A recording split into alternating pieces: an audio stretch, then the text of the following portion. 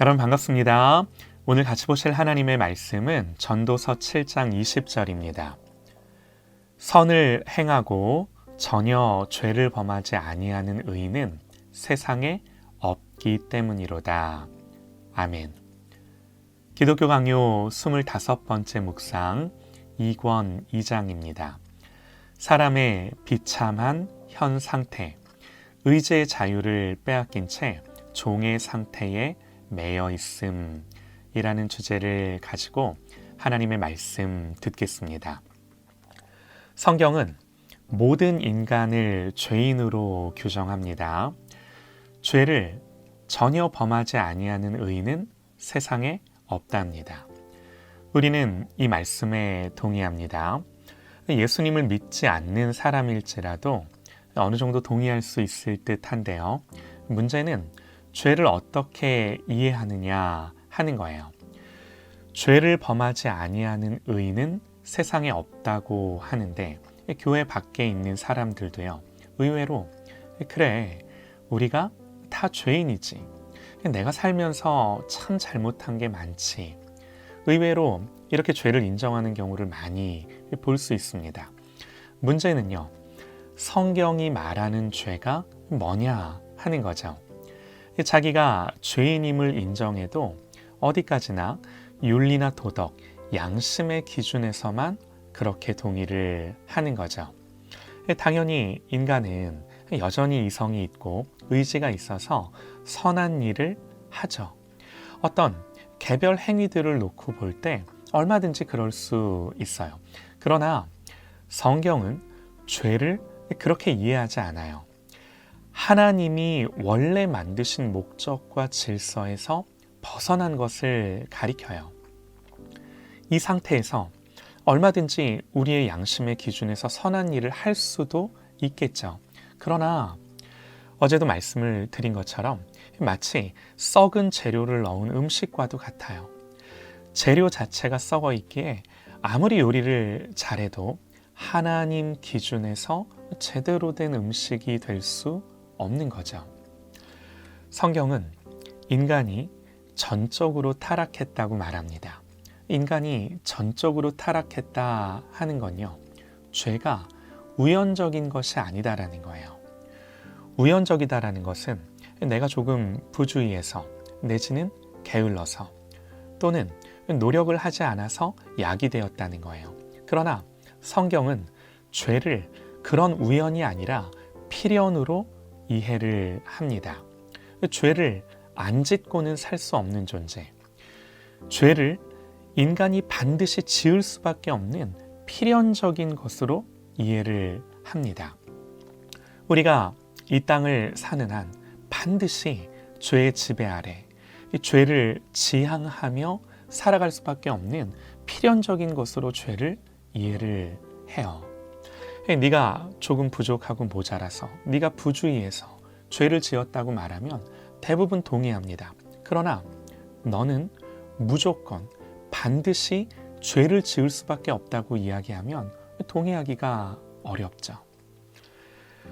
성경은요, 인간이 죄를 지었기 때문에 죄인이 된 것이 아니라 죄인이기 때문에 일평생 죄를 지으며 살아갈 수밖에 없다고 말을 합니다. 그야말로 우리는 죄악 가운데 태어나 누가 가르쳐주지 않아도 죄를 지으며 일평생 죄를 지향하며 누구도 이 죄의 영향을 벗어나지 못한 채 사는 거죠. 다시 한번 말씀을 드립니다마는 여기서 말하는 죄는 윤리 도덕의 기준에서 우리의 어떤 개별 행위들이 아니에요. 하나님을 떠난 상태, 하나님 없는 죽은 영혼의 상태, 그래서 오염되고 부패한 본성, 죄에 대한 책임을 짊어지고 심판 아래에 있는 상태, 이것이 인간의 타락한 모습인 거죠. 인간의 모든 문제와 불행은 여기서 시작되는 거예요. 필연적으로 모든 문제와 불행이 약이 될 수밖에 없는 인생을 사는 거예요. 노력한다고, 지혜가 있다고 해결되는 성질의 것이 아니에요. 우리는 때로는 체면 때문에, 또 다른 사람의 눈 때문에, 또 법이 무서워서, 어떤 때는 내 스스로의 만족을 위해, 이런 여러 다양한 이유들로 훌륭한 사람이 되려고 합니다. 이런 이유들로 죄가 억제되는 거죠. 선한 행위들을 하기도 합니다. 그러나 죄를 지향하는 본성 자체가 바뀌거나 깨끗해지지는 않아요. 그리고 죄의 문제와 죄로 인해 야기되는 문제가 해결되지도 않아요. 죄가 억제되기는 하지만 죄 그 자체가 해결되지는 않는 거예요. 이 칼빈의 말이에요. 여러분, 여기서 우리는 이런 질문을 할 수도 있습니다. 죄가 이렇게 필연적이라면 우리가 왜 죄에 대한 책임을 져야 하는가? 아니, 우리가 이렇게 반드시 죄를 지을 수밖에 없다면 하나님이 죄에 대한 책임을 우리에게 지우는 게 말이 되는가?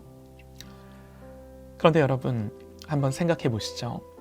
사람은 죄의 예속 가운데 있을 때에도 의지를 빼앗긴 것이 아니라 의지의 건전성을 빼앗긴 것입니다. 결심은 사람이 하는 것이고 그 사람의 부패한 본성이 그로 악을 결심하게 하는 거죠. 한번 생각해 보세요. 하나님은 전능하십니다. 그러나 하나님이 하실 수 없는 게 있으세요. 하나님은 악을 행하지는 못하세요.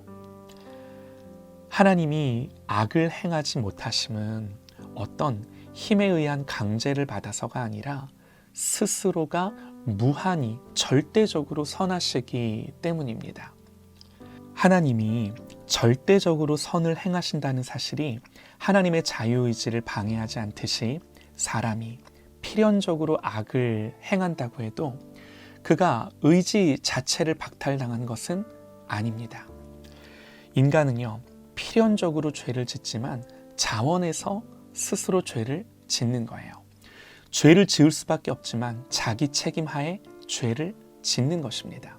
그래서 칼빈은 말합니다. 우리는 죄를 향한 그 필연성이 자발적이라서 더욱더 비참한 존재이다. 우리가 이런 존재예요. 이게 우리의 존재예요. 사랑하는 여러분, 그래서 우리에게 절대적으로 필요한 게 뭔가요? 예수님이세요. 이 죄는 우리가 해결을 못해요. 하나님의 은혜가 우리의 본성을 바꿔주셔야만 해요. 칼빈은 말합니다.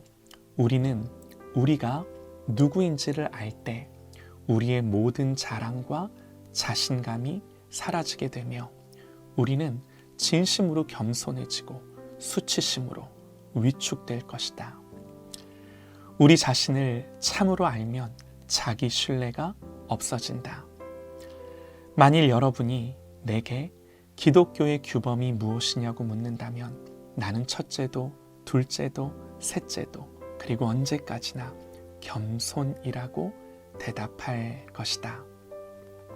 너무나 중요한 하나님 앞에서의 우리의 태도죠. 오늘도 이 겸손의 마음으로 주님을 바라며 주님께만 나의 모든 의를 두는 그런 저와 여러분 되시기를 간절히 소망합니다.